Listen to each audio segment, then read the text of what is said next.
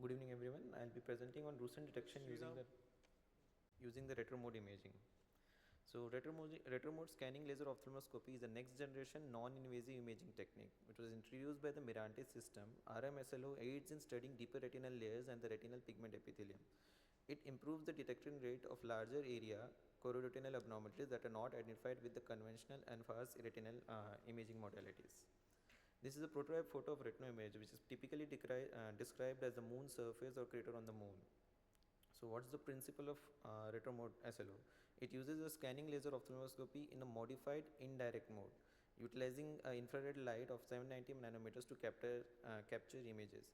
Infrared light penetrates deeper layers, and a lateral aperture shift creates a shadow contrast to highlight retinal features. The shape from shading percept causes the depth perceived in pseudo 3D retroillumination mode, SLO retinal images with enhanced contrast. Shading and border structures helps an observer identify 3D objects, but the shape from shading percepts can produce false illusions of depth in 2D objects. These are the few how apertures are there.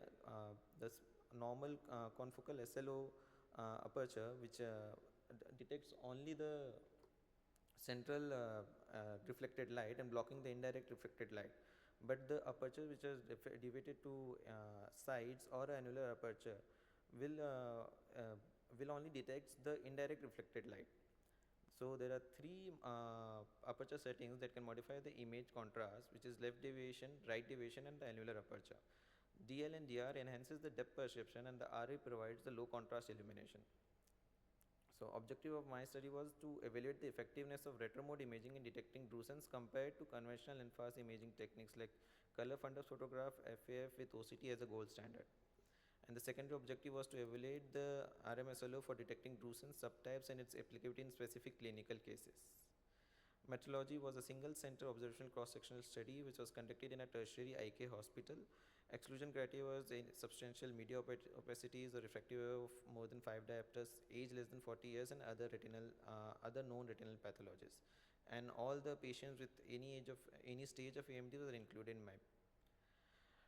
All images were taken centered around the fovea with 89-degree coverage by same technician in the same time frame on the same machine. The area of Drusen in all the images were annotated using an inbuilt software in the Mirante SLO system after ascertaining that the images are matching with respect to the area covered on fundus by double-blinded independent observer. These are some annotated images taken on the same machine, and this is how few annotated images with the inbuilt software taken. The results of my studies are 24 eyes. There were total number of participants of 15. 7 females and 8 males. Out of 30 eyes, 24 eyes had a gradable images, and the mean age of them was 74.25 years. Other various retinal disorders which are taken was subretinal drusenoid deposits of 4, sub-RP drusen of 16, and mixed of 4 types. ARM with drusens were 2, and geographic atrophy of 4 patients. 4 eyes, sorry. Average area of drusen in different imaging modality, as you can see from the table, the area covered by the retromode imaging for both observer 1 and observer 2 were more than the other in-fast imaging modality. And agreement between the graders for both DL and DR aperture size were 0.93 and 0.81, with the p-value was highly significant, which was highly reproducibility supports that RMSLO for Drusen monitoring. Average areas of Drusen in SGDs and sub-RP Drusens. In this also we can see that SGDs were more detected in retromode imaging modality than the other NFAS imaging. There's a few photos which see the Drusens in the ERM, which is more prominently seen in the retromode imaging and in the peripapillary region also. And the interclass correlation was done, and according to the table we see the retromode imaging with DL aperture has shown excellent agreement between the observer, almost same as the traditional imaging modality. So to conclude, RMSLO is a promising non-invasive tool for AMD and offers higher sensitivity for detecting Drusens. It demonstrates superior ability to detect Drusen compared to traditional fundus photograph and autofluorescence. It may improve the classification and follow-up in AMD patients. It detects Drusens with other pathologies like ERM or G efficiently, and also at peripapillary area with higher sensitivity than the color fundus photograph or FAF. Future directions are like integration into multimodal imaging strategies for AMD classification, and future research should evaluate long-term outcomes with RMSLO. Thank you. How how this technique will help us with regards to clinical management and further understanding of the disease? Few studies have been done, sir, for normal individuals in which the early detection of the Drusens was seen with the tetromode imaging, which was not seen in even in the color fundoscopy, which we normally do, or in a clinical examination. So we can take them in follow up more frequently than like leaving them aside. So any prognostic value, like any pattern or the Drusen which? For the subretinal drusenoid deposits, like done by Anati et al. Studies, they have mentioned that it looks like a dot or ribbon-like structures. So, and it's more frequently picked up than the mainly prominently sub-RP drusens. And SDD also is likely to cause more vision deficiency than drusens present. So prognostication is there, but long-term studies are not yet done anywhere, sir. So we are following up with this. I think that will make sense. Like yes, sir.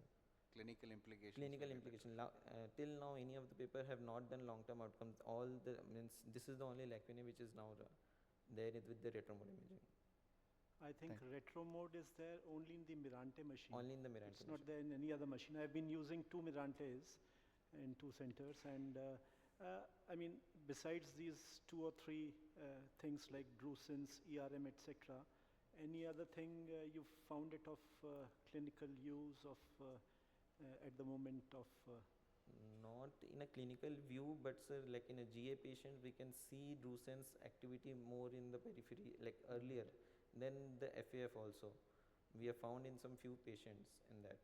But as such prognostication we have not found, because the long-term studies have not been done. First Mirante machine which had come in 2010, after they stopped it because of the low quality images, and they have recently launched with the good resolution images.